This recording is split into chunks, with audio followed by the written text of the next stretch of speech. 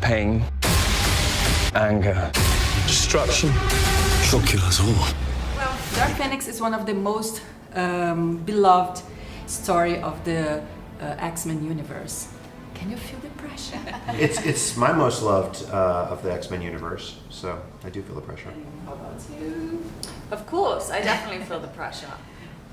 Especially like after having taken over the role from someone else beforehand, there was a lot of pressure in that, and then like the second X-Men movie that I do is like one of the most beloved, and fans are just obsessed with it and want everything to be just right. So there is a lot of pressure, but it's also like such an honor to be able to do this. Imagine now it's Jean Grey time. It's Jean Grey's time, baby. Are you threatening me? Because that would be a bad idea. How different is Jean Grey this time in comparison to the last movie? Well, in the last movie, she was just kind of isolated in the first movie, and slowly but surely finding like kindred spirits in these other mutants, and in Scott especially. And it was her kind of growing up and yeah, coming to terms with who she is and being okay with that. But in this movie, it's completely different. I mean, it's her coming to terms with the fact that she is unlike anyone else, and she can't fix herself, and she is out of control. And there's a lot of loss for her in this movie. When I lose control, bad things happen. But it feels good. The character is full of mystery. What can you tell us about it? I can say that my character is someone who is trying to serve as a mentor to Jean and to encourage her to embrace her power and to not see it as something that's bad or, you know, makes her unworthy, but something that actually makes her an incredible, powerful force.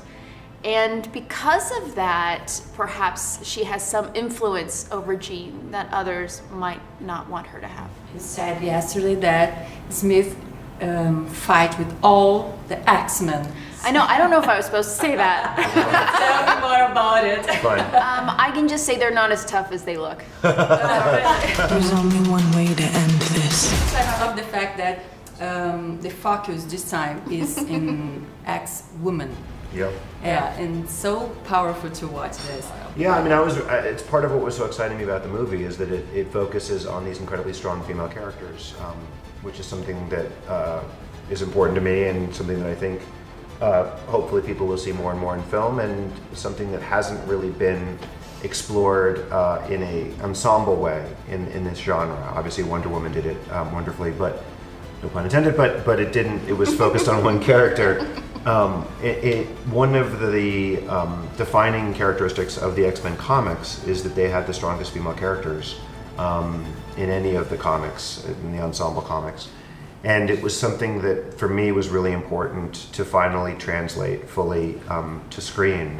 And if ever there was a moment that cried out for that kind of translation and sort of embracing of that empowerment, it's now.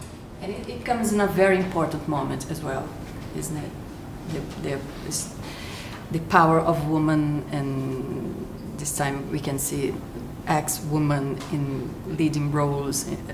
I think it should have happened a long time ago. I mean, in the 1930s, a lot of the films were focused on female characters, and they were incredible films. And we had Katharine Hepburn, and we had all these stories about women that were fascinating and interesting, and we kind of lost our way there a little bit. And so for me, it's just getting back to the norm. It's not in terms, I don't see it as necessarily like, okay, now women have their moment. It's like, okay, now we just need to be normal human beings and celebrate, both genders. And what makes this movie unique to keep the high level of the franchise? I think it's different than any other movie we've done in the franchise because it's for the mainline X-Men movies, it's the most grounded, dramatic, emotional, I think, the most human, intimate, despite the fact that also it is the first one to leave planet Earth.